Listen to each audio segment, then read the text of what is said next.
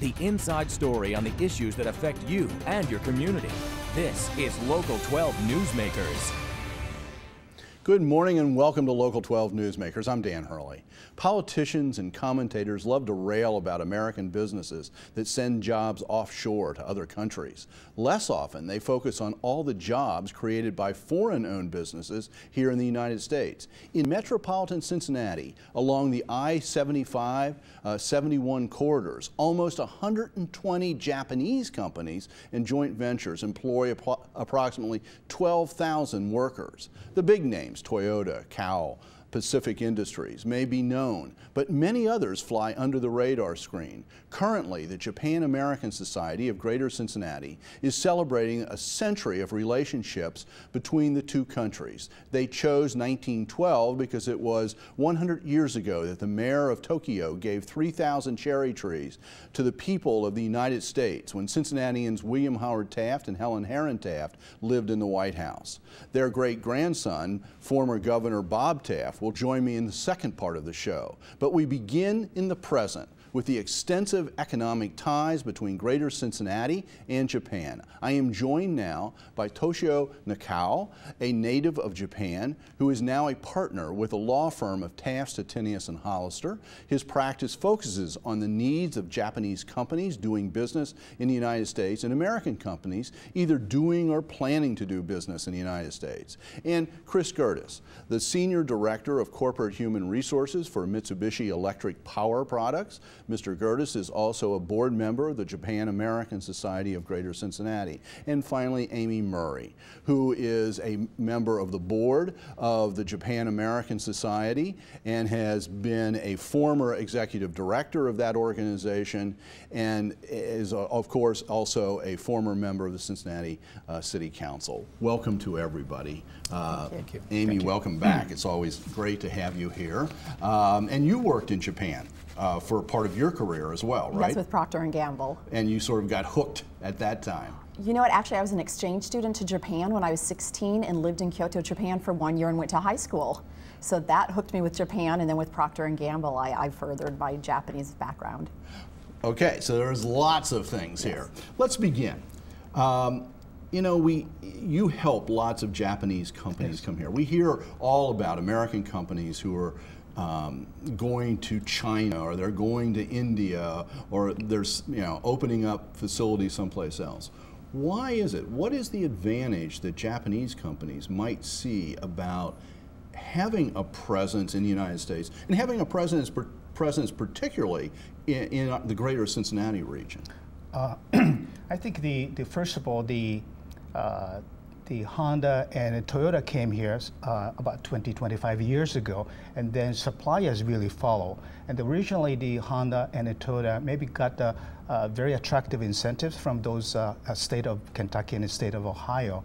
And that was a part of the reason why all the Japanese suppliers started coming to this area. Once those suppliers started coming, then there are service centers which follow too. And once you have those infrastructure, we have this Japan-American Society or Japanese language school, and then Japanese grocery stores, and those catering also businesses come along. And so that and more Japanese businesses coming and following. I think that's really the trend, I think. Well, you know, it's interesting that there are certain places in our region, Northern Kentucky certainly being one of those, but the Sycamore School District, the Mason School District, there's a lot of presence. And if people don't live maybe in certain places in the region, they may not be aware of all the Japanese people who are here maybe for 3, 4, 5 years, and you know are going to cycle back through. So it's very big presence. That's true. For example, the Japanese language school, we have about 350 students now, and every Saturday those kids come to that school. And then also we have about 3,000 or so Japanese residents in this area. So it's quite a large population, I think. Right. Very interesting. We'll come back to that too. Chris, you're on the other side of this. You are an American working for a Japanese owned company. You know, business is about more than just narrow economics. It's about culture. Right. People do business in different ways, giving their cultural backgrounds. As an American working for a Japanese owned company, what are some of the adjustments that you have to make and maybe the managers who are sent from Japan have to make to the American situation? It can certainly be adjustment for some people. I've been with the company for 20 years now, so I think I've made that adjustment. But it can be quite a challenge at times, both for the new coming expatriates coming from Japan, learning about our culture, our norms in the workplace, as well as from the American workers' perspective. But we try to focus on the best of both cultures and bring out the strengths of both of those, the wonderful teamwork that both cultures have. A great focus on technology. So what is it that you've learned as an American working for 20 years? What is it that you learned that maybe you would never have gotten an insight into or learned if you'd worked for an American-owned company? It's a great question. I think that some of the things that I've learned have really, it's allowed me to learn more about my culture and my experience, because I never questioned those things about our culture. Why do we do things a certain way? So when my Japanese colleagues have asked me over the years, you know, why do you do this, or why did somebody take this action? Thinking about culturally why we did something has been quite eye-opening. Many times I think we don't necessarily think about why it is we do things that we do, because it's just so ingrained. Right. It's hard to get a perspective when you're living inside of something. That's right. Amy, for you, both as a person who has lived in Japan several times, been in that position of being the outsider who had a perspective, but also working with the Japan-American Society, you know, what's the biggest task that as Americans, we need to be performing to make sure that Japanese people and Japanese companies find this a good place to do business? Well, you know, and that's why the Japan-America Society started 20 years ago, and it was kind of a partnership between the Chamber of Commerce, Procter & Gamble, Toyota was involved, and it was, we have Toyota coming here and Honda, and all of these Japanese people are now coming to the greater Cincinnati area. How do we make them feel comfortable? How do we make sure that Americans know how to do business with the Japanese, having the infrastructure, the restaurants, bankers, lawyers? And so, you know, I think that was a key thing we did 20 years ago, is really put this infrastructure together so that when Japanese came here, they had a group. We have a lot of Japanese events. We have sumo wrestlers coming next week. So we run. We're going to talk about that. We're going to talk about this second path. But that's again, that's not just that's a cultural expression. It's not just a sport, or there's a whole cultural aspect woven into sumo. Well, exactly. And so when we have so many Japanese people here, it's like when Americans are expats in Japan, they'll have programs where they celebrate the holidays. Right. So we here through the Japan Society will have a Bonenka year-end celebration, a spring celebration, some of the traditional things you have in Japan that are both for the Japanese expats that are here and for the American counterparts to really understand that part of the culture. So I think that was a critical thing Cincinnati did. And Japanese foreign firms, it's the largest source of foreign investment in the greater Cincinnati area, by far.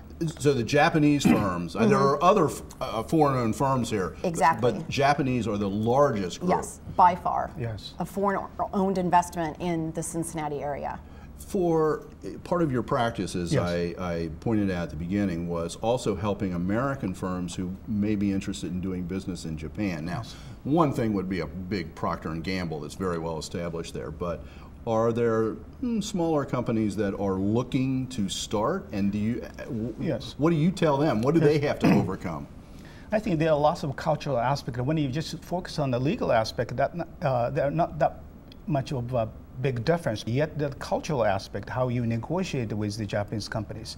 For example, we have one of our clients who want to distribute their product in Japan, and they like to know the aspect of the antitrust issues and things like that, but at the same time, how you negotiate the terms, and then how you identify the decision maker. Sometimes when you negotiate with a Japanese company, someone who speaks English really stand out, and they think that person is a real decision maker. A lot of those people who do not speak and listen happen to be a decision maker. So you have to identify those people to negotiate. And sometimes people ask, how long are you going to stay? You really have to stay when you go to Japan, as long as you need me to stay, to negotiate, rather than I have to take a plane next day. Then you are not interested in our business. So that kind of cultural aspect you really have to understand to do business with a Japanese company, I think. So as a lawyer and a person born in Japan, how long have you been here? Been in Cincinnati about 21 years now. Yes. So you're getting comfortable? Still a little uncomfortable. Well, these chairs. I can My guarantee. legs are too short, so. That's right.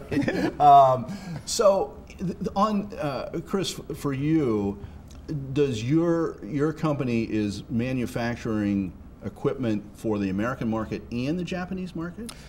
Primarily for the American market, For the American market. Right, the automotive industry here based in the U.S. About 2/3 of our business is with the Detroit 3. We started, as Nakao-san said, we started with Honda as our first customer, but quickly expanded over the years. We are celebrating our 25th anniversary this year. Our headquarters is in Mason, Ohio. And yeah, so we supply most of the Japanese transplant factories here in North America, as well as some of the European companies, and again, the Detroit 3. Amy, amazingly, unfortunately, we're almost out of time. What do we have to do to keep growing this? Because clearly, if the Japanese companies are our biggest foreign investors, we want to keep growing this. What do we need to do? So I think what we need to do is keep the infrastructure here that we have, because as Toshio mentioned, when you have things like Japanese restaurants, supermarkets, it invites more people here. We have to keep the tax situation favorable for Japanese to want to come to the greater Cincinnati area. And to be honest, I think fixing our airport. You know, when Toyota chose this area, part of it was they had a lot of flights in and out of the greater Cincinnati area. And so I think for us to keep the foreign investment here, we really need to try and do what we can to fix that, or to make it easier for people to fly to and from Asia.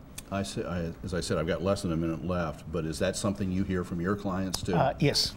That's exactly right. I think the transportation is a really key issue, I think. Lots of people travel back and forth between here and Japan, and then you have to go through different airports, so that's one big issue, I think.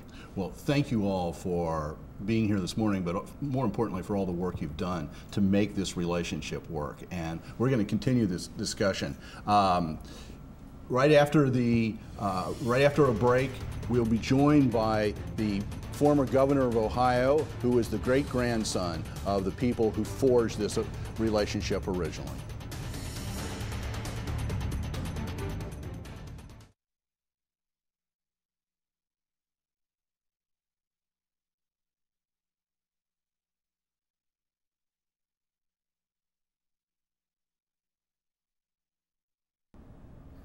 Every spring, the tidal basin in Washington, D.C. bursts into delicate color when the cherry tree blossoms come out. Hundreds of thousands of people stroll beneath the branches of the trees, some dating back a century.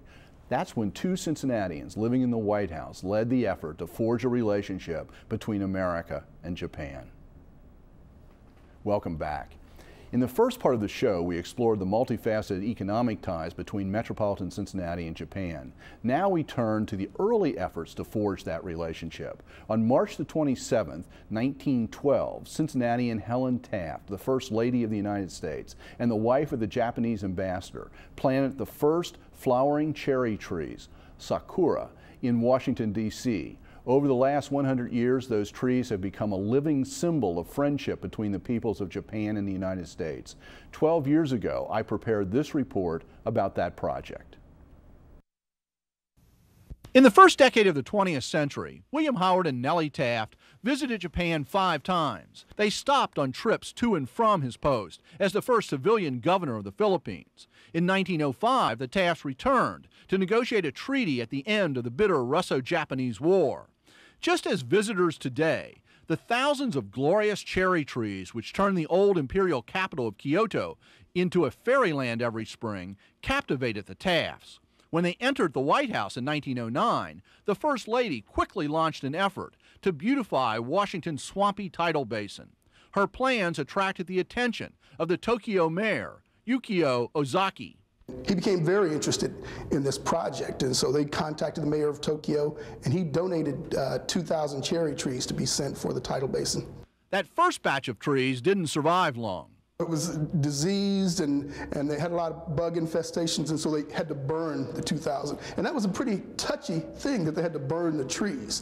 But you know, the people from Tokyo, or the mayor of Tokyo, was very amenable to shipping some more cherry trees. The second batch of Japanese flowering cherry trees prospered.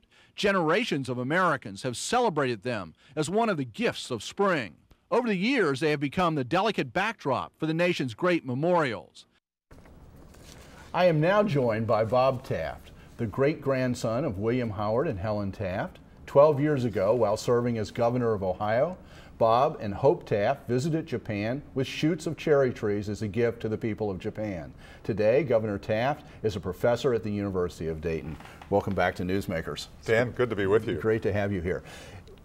Growing up in your family, what was the story that you grew up with about not so much the technicalities and dates and all of that kind of thing, but what was the story about the meaning of these trees?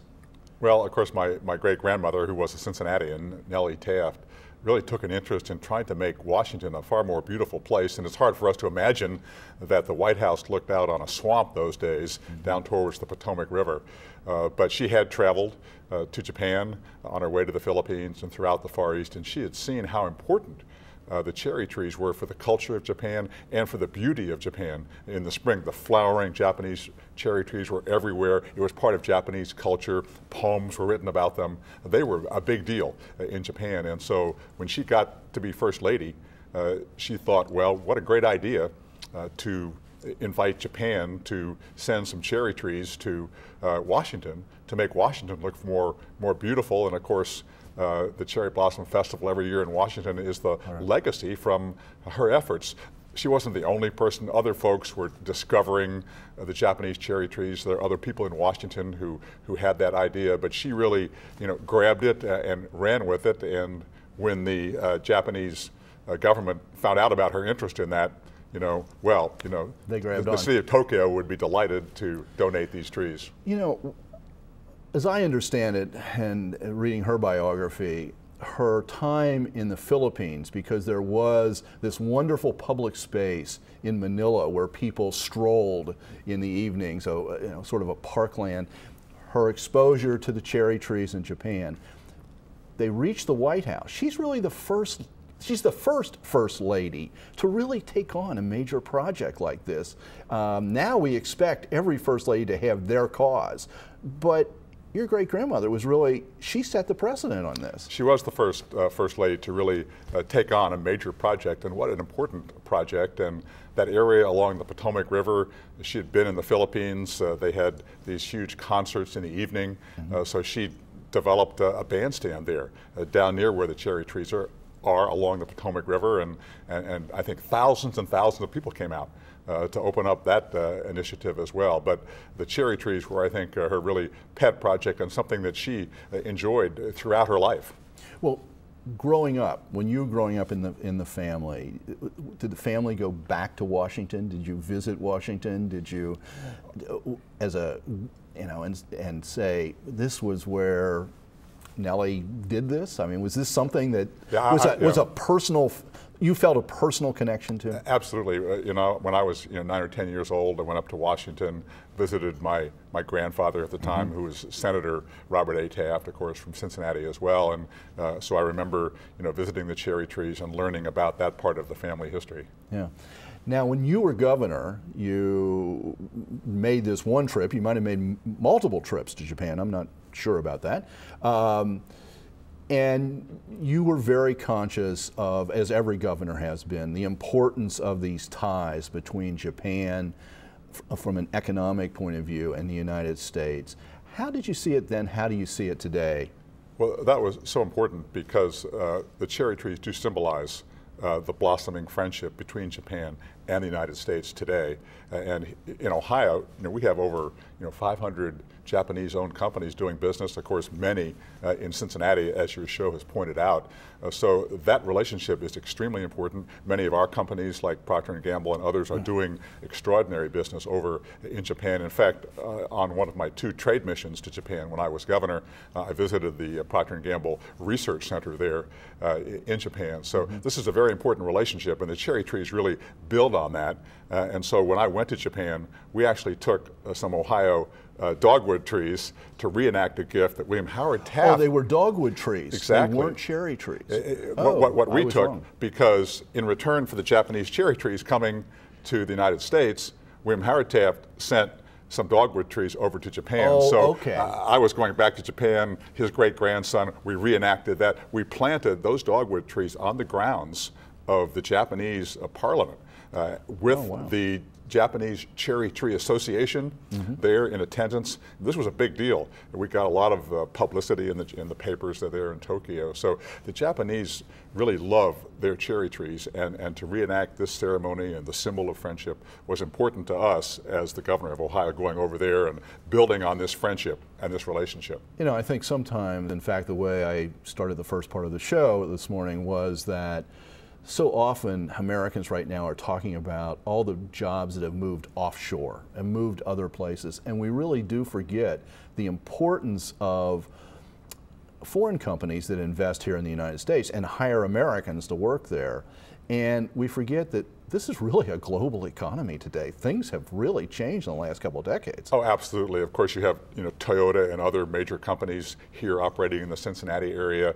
Honda up in Central Ohio, and hundreds of other Japanese companies creating jobs all over Ohio, and then a lot of U.S. companies doing business over there. This was really the most important location for me to visit as governor. It was my first trade mission. We went there twice during my time as governor. So the Japan-U.S., the Japan-Ohio relationship is a very important one, and it's so fortunate that we have the cherry trees to kind of build and strengthen that friendship. And sometimes I think we can imagine that business relationships are just that, they're business relationships, but they're really personal relationships. And something cultural like this, it takes a long time to come to fruition, and it's a continuing sort of thing. So even though this happened 100 years ago, this is part of that tradition that people can draw on. It's so important, and it's so important that here in Cincinnati, you have a very strong, Japan-American Society of Greater Cincinnati and all the celebrations. And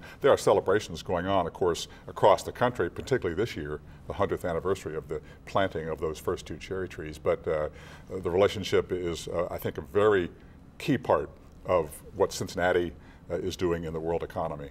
Yeah, and we've got some video running right now. All the different colors of cherry trees and the shades, and it really is wonderful what exists. And if people have never been to Washington, D.C. at the time of the flowering, it's something everybody should really do. In fact, if you visit the governor's residence up in Columbus, we planted a tree there that's a descendant of those first cherry trees that came over. Oh, really? Yoshina cherry tree is blooming and blossoming at the Ohio governor's residence today. So a cutting off of exactly. one of those originals. Right. In fact, you were talking about the Japan-American Society and all of their events. I want to make sure people know about that. During the next few weeks, the Japan-American Society of Greater Cincinnati is sponsoring many events to celebrate the 100 years of friendship. To find out about all the possibilities, go to their website, jasgc.org, or call 513-579-3114. This afternoon, the final day of the Asian Festival at the Museum Center is going on, but the centerpiece is a live sumo demonstration with 2 sumo wrestlers who are coming from Japan for this next Sunday, April the 22nd at Regents Hall at NKU campus. That sounds interesting. And seemingly in contrast, on the following weekend, the Crone Conservatory will have a special butterfly show entitled On the Wings of Harmony. Have you ever seen a sumo match? No, this could be the first time. It sounds fantastic. It does. Friends of mine who have lived in Japan with Procter & Gamble got totally involved and interested in sumo, so I've never seen one. This could be fun. Should be great. Thank you very Thanks, Dan. much My for pleasure. being Great here. to be with you. And good luck with all those students. Thank you. Thank you for making Newsmakers a part of your Sunday morning. Next week, I'll be joined by Trey Grayson, the former Kentucky Secretary of State, who is now the head of the Institute of Politics at Harvard University. Have a good week.